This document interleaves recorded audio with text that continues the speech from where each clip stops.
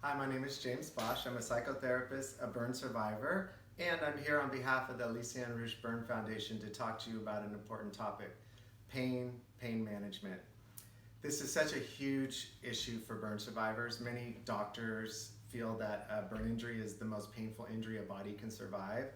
Not only is there the acute pain, there's the pain of rehab, there's the pain of future surgeries, and a lot of burn survivors experience long-term chronic pain with their injuries.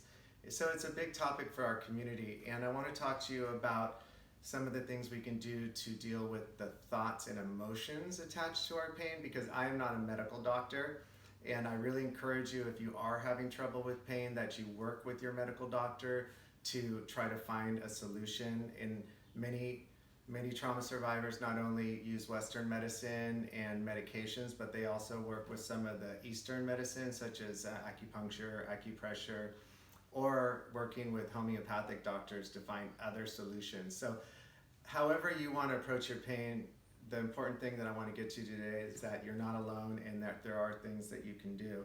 So I'm going to talk about the actual emotions and thoughts around pain, but let's look at a model. Now, Patricia Watkins, who developed one of the earliest burn recovery models, one of her early stages was pain management. And she believed that the survivor has to believe that there is a resolution to pain so they can work on the other issues of recovery.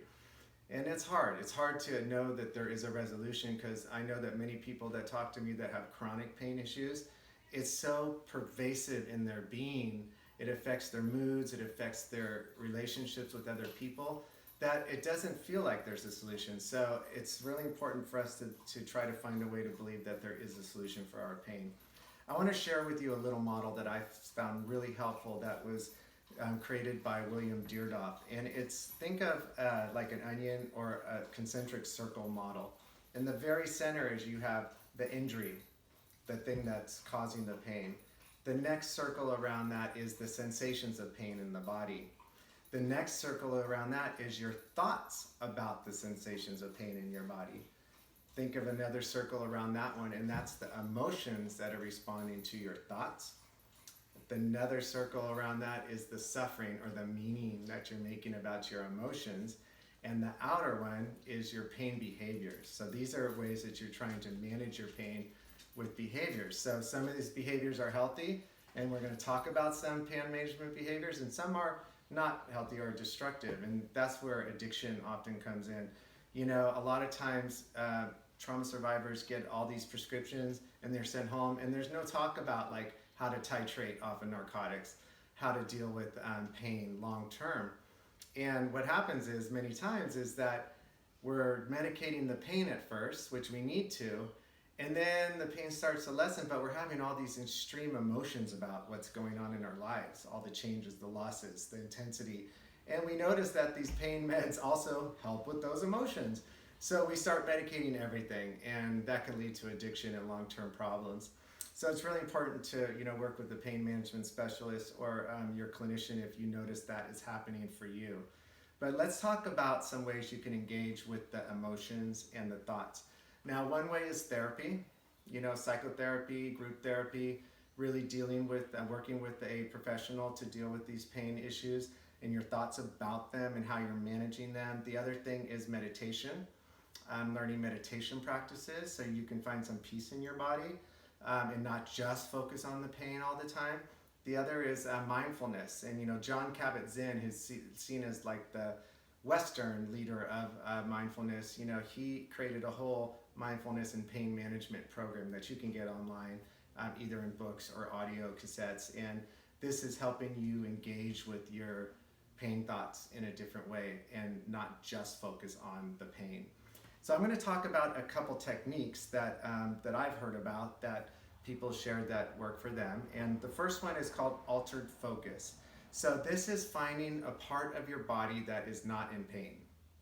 Rather than only thinking about my knee, my knee, my knee, my knee. I had a knee injury last year, and that's all I could think and talk about. My friends like, are you going to talk about your knee today?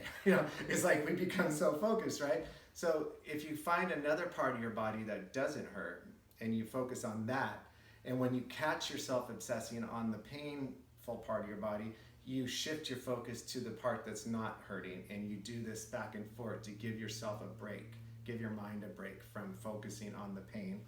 The other one is age progression regression. So this is a trick you play, is where you, in your mind's eye, go back to a time when you did not have that pain and think about how you felt and try to focus on that. And then you progress in your mind to a time past when your pain has been resolved and you no longer have this pain.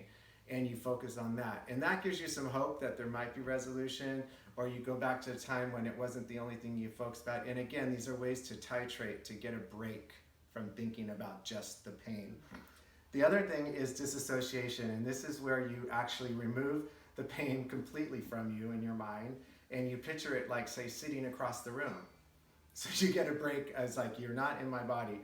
So this could be considered healthy disassociation rather than checking out all the time and unhealthy disassociation. This could also be used in a common narrative therapy technique of externalizing your issue. So you can picture that pain across the room as a thing, like a monster. And you can dialogue with that monster, and you can tell that monster, hey, there's no room for you in my body anymore, and you could tell it to take off. Or you can thank it for its service and that you're giving it the day off. So you can just like dialogue with the pain in that way.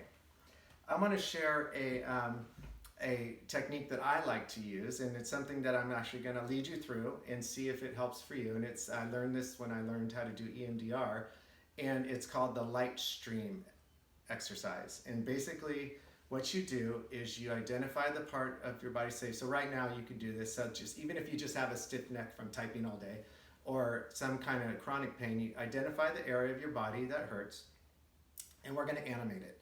So you're going to ask these questions. If it was a shape, what shape would it be?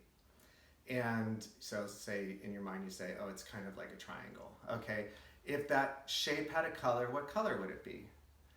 If that shape had a texture, what texture would it be? Would it be spiky? Would it be rough? Would it be smooth? If that shape had a smell, what smell would it have? If it made a noise, what noise would it make? If it was a size, would it be as big as a house, or would it be small as a pea? Like, what size is it? So basically you go through all these different ways of asking these questions and animating it. And then what you do is you think, what color do I most associate with healing? Now for me, I always think of like a blue-green, but it could be a clear, bright white light. It could be any color that you associate with healing. And if you can't come up with them, think of your favorite color. And basically you picture this healing beam of light coming from like the source of healing of the universe. It could be anything that you think that might be. And it's coming down and it's pouring through the top of your head. And when I say pouring, it's a continuous flow, like almost like a hose. So it's just like light, just a continuous, non-exhaustible flow of light. And it comes in and it touches this shape that you identified. And it starts to circle this shape, and it interacts with this shape. Maybe the shape starts to vibrate. Maybe it enters the shape. But it starts to work on it and transform it in some way. Maybe it dissolves it. Maybe it shrinks it. May not make it go away, but maybe it makes it more tolerable. And just let your imagination go with this and see if you can transform this pain in your body, even just for a little bit, because we need breaks, right? We need breaks from the pain because we become exhausted by it. So whatever techniques you use, and I really encourage you not to silently suffer with your pain. And I think it's important to get peer support, because you go to a burn support group or a conference or a meeting or a retreat, and you talk to people that have been through what you're going through, and you talk to other people with chronic pain, and there's even chronic pain groups that aren't burn related, like a different local organizations, is you talk to people that know exactly what you are going through, because oftentimes what happens is there's this kind of weird shame thing that happens when people can't see chronic pain. You know, they can see a piece of metal sticking out of your arm and say, ouch, that hurts. But they can't see the chronic pain that you're having in your body or in your hands.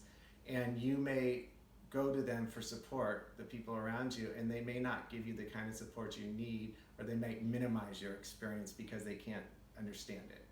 So if you find peer support and people that can understand and where you can talk openly about how your pain is affecting you and maybe even learn from other people things they're doing to deal with their chronic pain, then maybe you can find some relief and maybe you can find some hope. And that's what we hope for you, is that you find some hope, that there is some relief from your pain, from your experience. And if you need more help, reach out to the Lysiane Rouge Burn Foundation, reach out to your support network, and get the help you need. Thank you.